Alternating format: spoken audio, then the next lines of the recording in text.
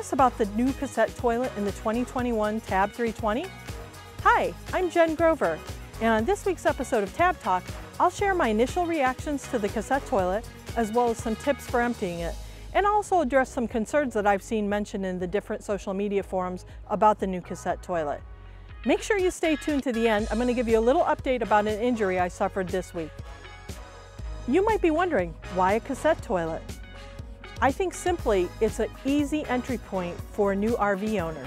We were all new at some point, and the tanks can be a little overwhelming. A cassette toilet is very easy and straightforward to empty, and I think it eliminates that fear factor for new owners. Second thing I noticed about it is it's really easy if you're doing a cross-country trip to pull over to a rest area and dump the tank and move on. There isn't the hassle of pulling out a black tank hose, and it allows for more room in the shower, so a more spacious shower experience, as well as a larger freshwater and gray water capacity. My last tab had a 5-gallon freshwater capacity. Now I know it bumped up to about 11 in newer tabs, but this tab has an 18-gallon freshwater and 18-gallon gray water tank capacity. That almost quadruples in size for me, so that is a win-win. Lastly, if you're boondocking, I think the cassette toilet could be an awesome option. You can easily pick up a second cassette to put in, and you won't have to worry about packing up the trailer and taking it to a dump station. So those are a few of the reasons I'm really excited about the new cassette toilet. Now, some people have hinted that they've seen a mess left by those who empty cassette toilets, and I'm not going to argue that. They probably have. But I've also seen a mess left at the dump station, which isn't any more pleasant. The reality is sometimes people are gross and they don't clean up after themselves like they should.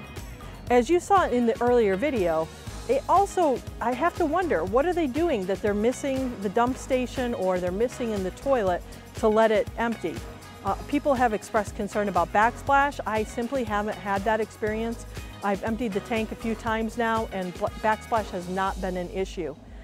The odor is really no different than if I'm emptying a black tank at the sewer dump connection. I do have more flexibility about where I can empty it. In my area, there aren't any dump stations close to me, so the ability to empty a cassette toilet at home is a big win for me. The last complaint I've seen, and I've only seen 1 or 2 people mention it, is that there are restrictions about where you can empty a cassette toilet.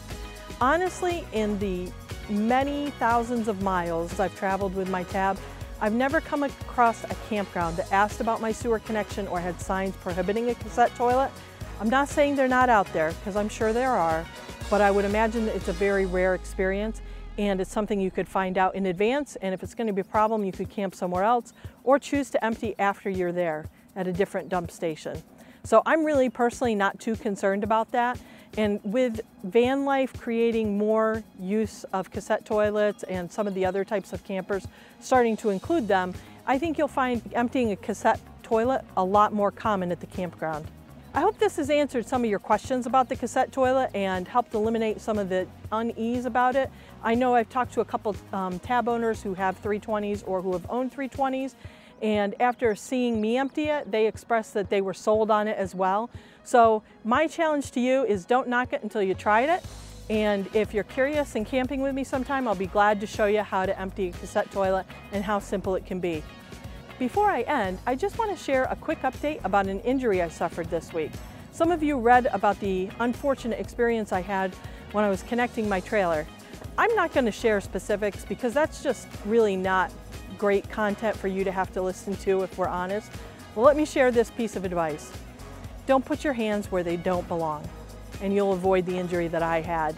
We all make stupid mistakes, and I made one this week that resulted in a very unfortunate injury, but I was thankful to have the help of the great folks at New Camp, my friend Dawn, who came up from Columbus to help me, and the many of you who have offered your thoughts, your prayers, and your concerns for me. I really appreciate it.